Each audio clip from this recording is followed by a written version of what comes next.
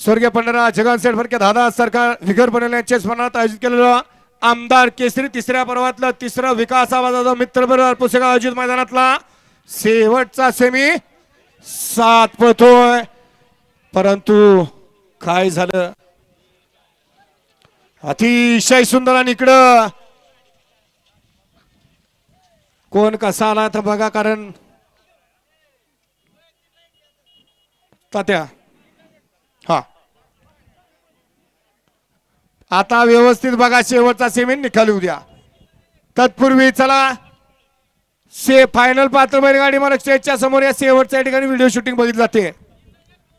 Semifinal 7चा निकाल.